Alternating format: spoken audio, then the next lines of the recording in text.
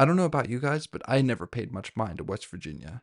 They have this frenemies thing with our little brother school, but in my opinion, both Pitt and West Virginia, they're both equally undeserving of our attention. That's why I kind of scoffed when I heard Garrett Greene on lists with Drew Aller for the top returning quarterbacks for 2024, and even Heisman buzz for Greene.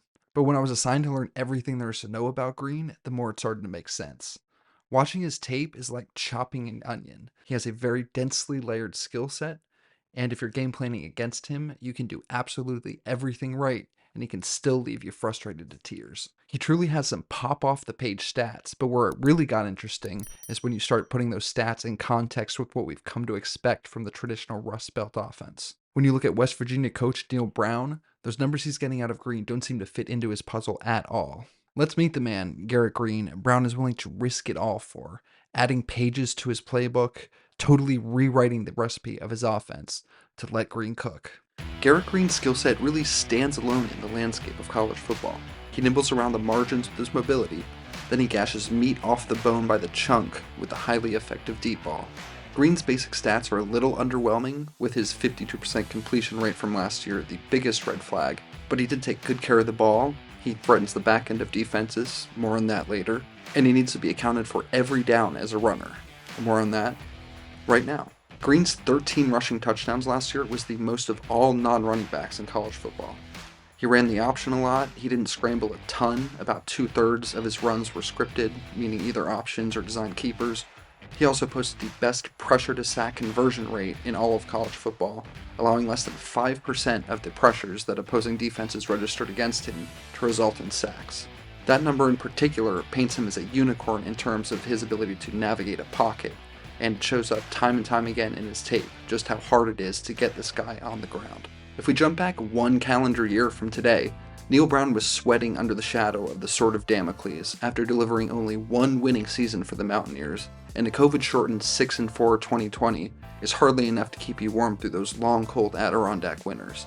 Suddenly Garrett Greene emerges from the mist and stokes those flames with the school's first 9+ win season since 2016, and only the second of their Big 12 era, going back to 2012. And here's the crazy part, he did it all completely coloring outside the lines of the typical Neal Brown offense. According to Sports Info Solutions, Greene posted the second highest average throw depth of all college quarterbacks last year. Almost a quarter of his passing attempts were to targets at least 20 yards downfield, and his 32 completions on such passes was a top 10 mark in the NCAA. Those numbers right there put Greene in rarefied air for all of college football, but the oxygen is even thinner in Neal Brown's atmosphere. In Brown's 8 years around college football, he only once had a quarterback scrape a 9-yard average distance of target. But somehow in the Garrett Greene year, that number jumped 50%, from 9 to almost 14 yards. At Troy, almost 70% of Neal Brown's offense's passing attempts were to targets 9 yards or fewer downfield, while barely 30% traveled at least 10 yards. In Brown's 2 statistically valid years prior to Greene at West Virginia, ignoring the COVID-addled 2020 season and the 2022 season where he briefly ceded play calling duties, it was a 65-35 split, short versus long passes. Cut to 2023 and Greene's throwing 57% of his passes at least 10 yards down the field, so almost a 40-60 split. Almost completely flipped the script.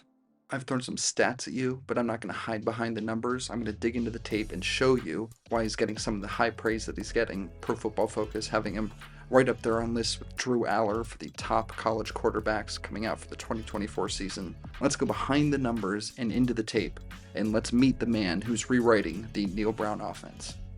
The first thing that jumps off the tape is Greene's swagger and smoothness, and I'm not just talking about his vibe, although that also jumps off the chart. This guy is just a natural-born ball player. I literally said out loud to my cat at one point, this guy throws like a middle infielder. Sure enough, looked it up, Greene played catcher and, ding ding ding, shortstop in high school. I feel like you can really feel that dirt dog influence in his game. I feel like the game flows through him, not to him, and I'll tell you what I mean by that. Here, the Mountaineers deploy a 3-by-1 formation. It's a nice, easy one-look read for the quarterback with a high, a mid, and a low option. Unfortunately, Greene is chased before any of these routes can mature. Oklahoma State counters the overloaded offense with a cover 6 zone.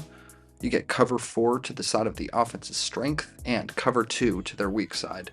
weighting the deployment of your defensive resources based on where they're deploying their offensive resources. So Oklahoma State makes a good call. They execute it. They have everything front side blanketed. Ditto the backside tight end. But Greene's able to turn something into nothing. He escapes the pressure. He keeps his eyes up, looking downfield, gives his playmaker a chance to find the nexus in between those zones and turn what would have been a big play for the defense into a plus for the offense.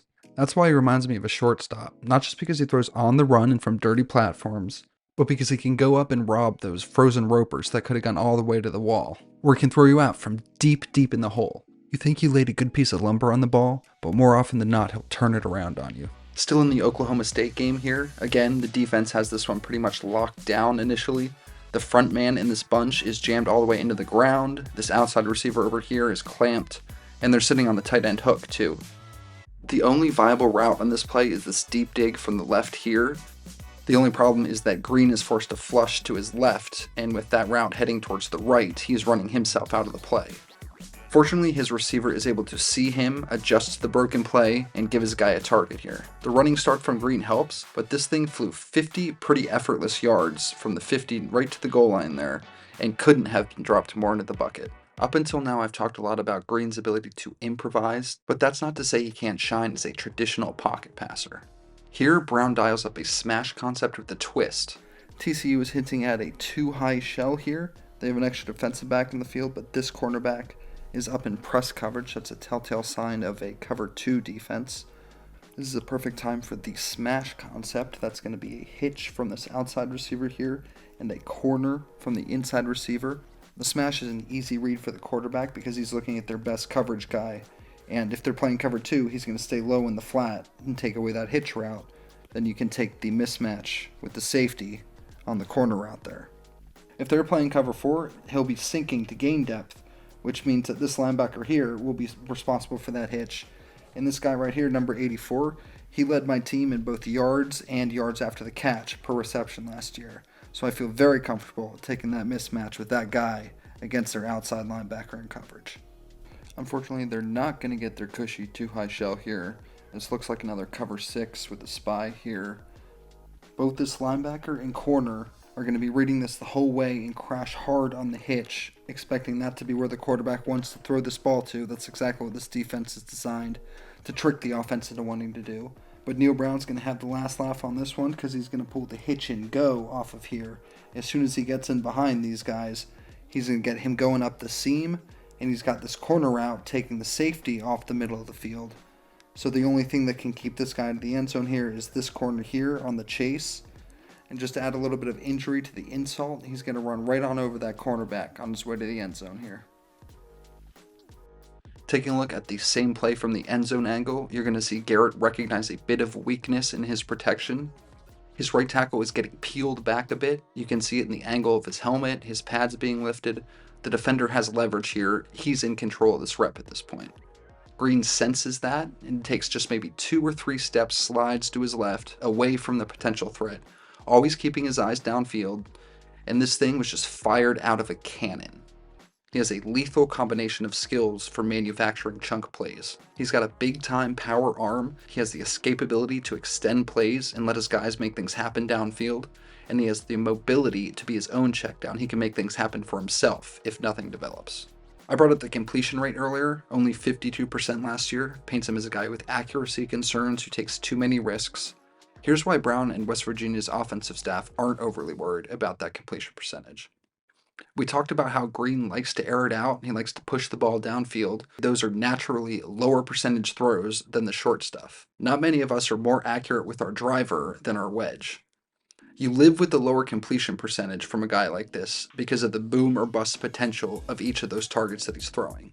And he does it safely too.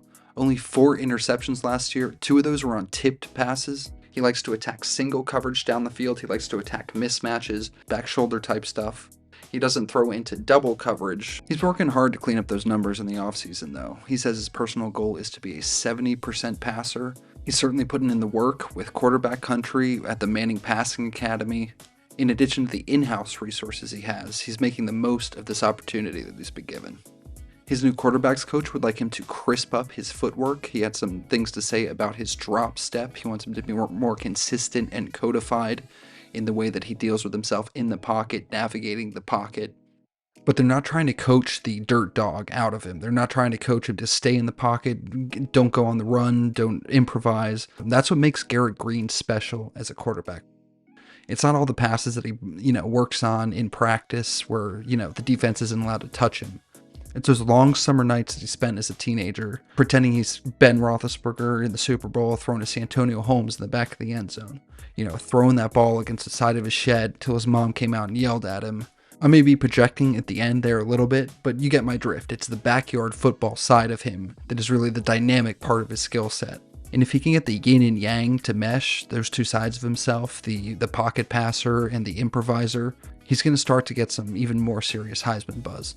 If you're Neal Brown, you just hands off, let him do his thing, put him in situations to succeed, keep scheming up these chunk plays to get balls in playmakers' hands, and you're going to buy yourself a couple more years here in Coal Country.